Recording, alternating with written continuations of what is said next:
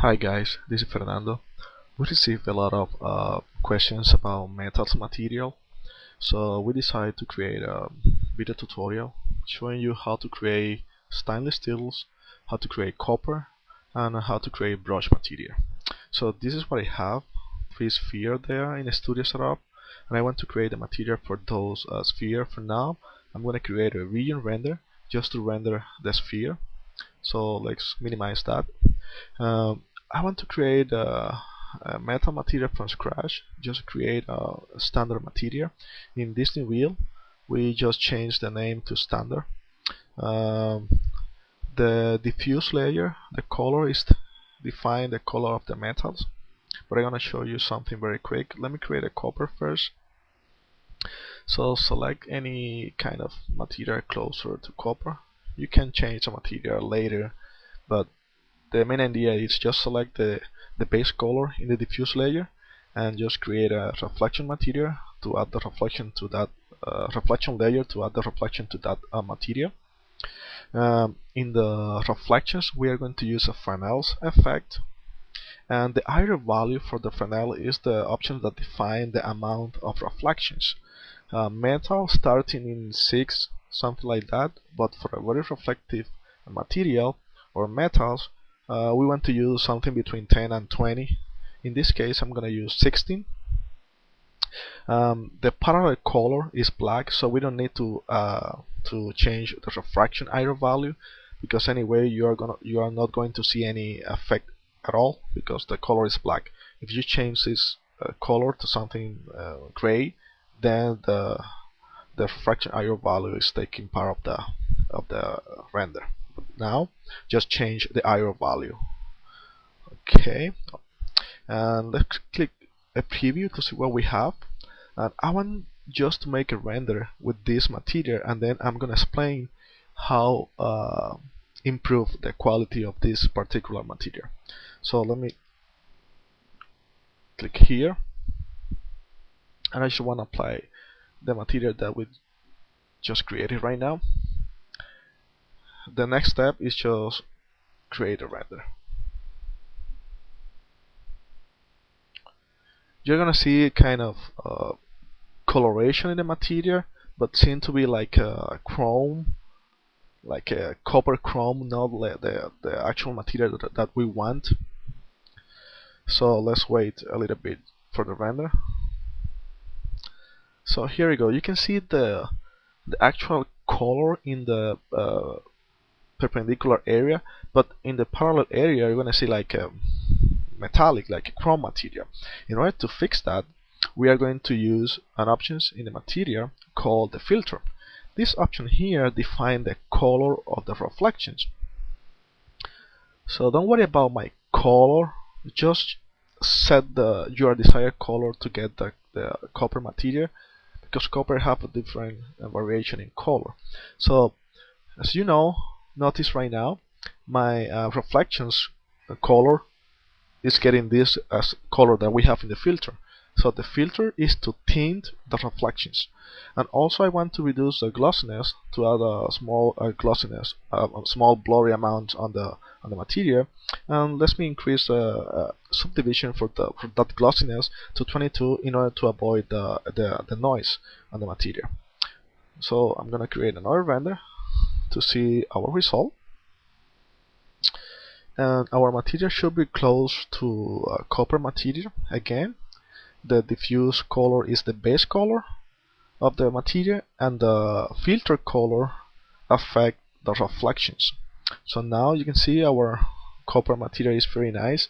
You could use this copper material for lamps, for any object that needs to be a copper. It's very easy and very quick to create. By the way, I'm using an HDRI on the environment just to get some reflection here. Okay, the next material that I want to create is just regular stainless steel. I want to right click on the scene material and create a standard material. Let's rename the material by right clicking on the material and then click rename. We can say stainless steel. Okay, for this material the base color should be closer to black, so let's set the color to 10, very close to black. And again, as we did in the copper material, we need a reflection layer. In this reflection layer we are going to add a Fresnel's effect.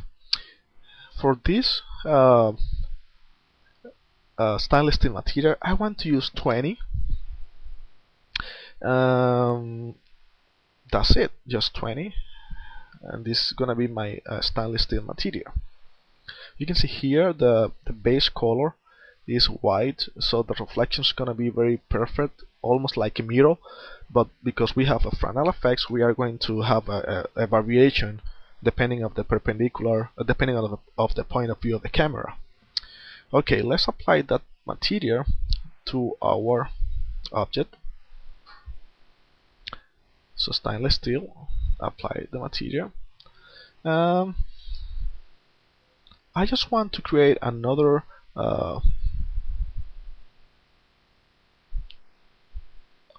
region render just to see the difference between copper and stainless steel. Again, a very easy material, just a reflections layer, 20 in the iron value, and the color almost the diffuse color almost black. If you want to add some blurriness on the material, then I recommend you to reduce the glossiness value, something of 0.95. And also, if you increase the glossiness value, I like to use 22 in the subdivision. If I have this small amount of glossiness, of blurriness, I like to use 22. If I reduce the glossiness a little bit more, then you should use like 32 or 40. But for now it's okay. I'm gonna make another render. You're gonna see, especially in the highlights here in the reflections, how you are gonna have a blurry reflection, just a small amount of blurry.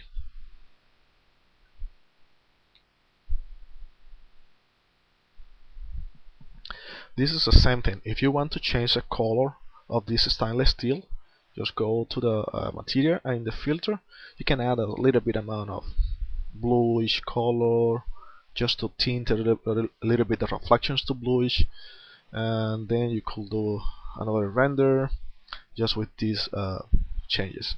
So let me create another render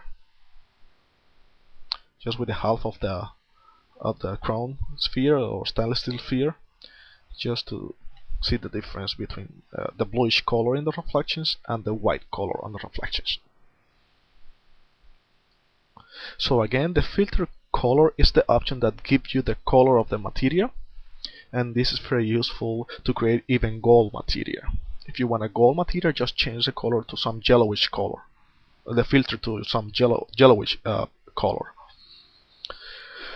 Okay, our next material is going to be the brush, and for this brush material I want to duplicate the stainless steel material. We have a new feature here in this build that is a new shader type, that is war. So I'm going to change the shader type to war, and I want to use an anisotropic effect. This anisotropic effect basically stretch the reflections in one direction. So if you use negative value 0.9, the range of the value is between 0 and 1. If you use negative value, you are going to stretch the surface and stretch the reflection vertically. If you use positive value, you are going to stretch the reflections horizontally. So I want to use 0.9. In the options that control the area that should have reflections is the perpendicular colors. So I want to use a brush material, a bitmap, but a brush texture. In that particular options, in the refractions here, this brush, to create the effect of a brush material. So again, in the perpendicular color, this guy here control the reflection, where you have or where you don't have reflections. So if you use a mapping between with color between white and black, you are going to define the areas that you are going to have reflections, and that's is what I want. Just telling VRay I want reflection in this area and I don't want reflection in this area, and you are gonna see the brush effect. But again, I want to increase the reflections in the parallel area, so I'm going to use like 30 or 40 in the black color in the parallel area, and now I want to increase also the refraction error value to 20. In this way I'm going to achieve more reflections in the parallel area. So also, to improve the effect of the brush material, I'm going to add a bump map just to pop off the brush. So I'm going to use a bitmap, and I'm going to use exactly the same texture that I use for my Fresnel's effect. And in this way, depending on the scale of your model, you can reduce or increase the depth of the bump map. In this case, I'm going to use 0.1. And that's it. The next step is just apply the material to the object and just change or play with the UV mapping. In order to create a UV mapping, I showed that in a lot of the video. I want to create another diffuse layer and use the texture mapping or the texture here just to see the texture in my viewport. But I want to add transparency to that layer, so I'm going to use an A color to white. In this case, I'm making this layer transparency, the layer with the texture, because I just want to see the texture in a viewport to control the UV mapping. By doing that, I'm putting transparency in the transparency slot. I'm gonna see the textures in the viewport, but that texture is not going to be part of the render. Okay.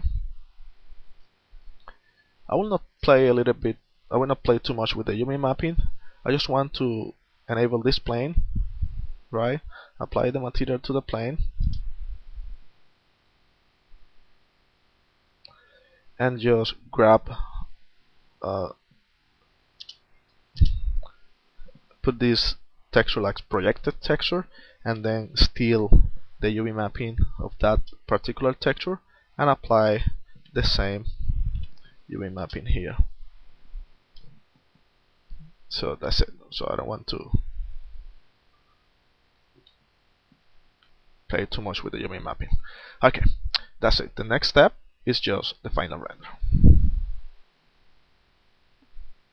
This material with war and with anisotropics is gonna take a little bit longer to render. So be careful with that material. If you have object very far away from the camera, just apply a regular material. Don't use ward, because the ward slow down the render.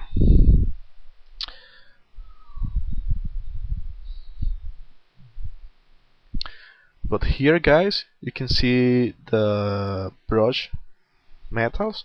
It's very nice. It's a little bit noisy, but again, you could go to the material and just increase the subdivision for the reflections a little bit more. In this case, I use 40, and then you are gonna have a really nice render. Also, you have to increase the setting. Right now, I'm using low quality setting. So here is the final render. As you see, we have one bucket left to finish, but you can see the brush metal, the stretch reflections produced by the anisotropic effect, and also the war shader. So basically, this is a tutorial that I have for you today, guys. See you next time. Bye bye.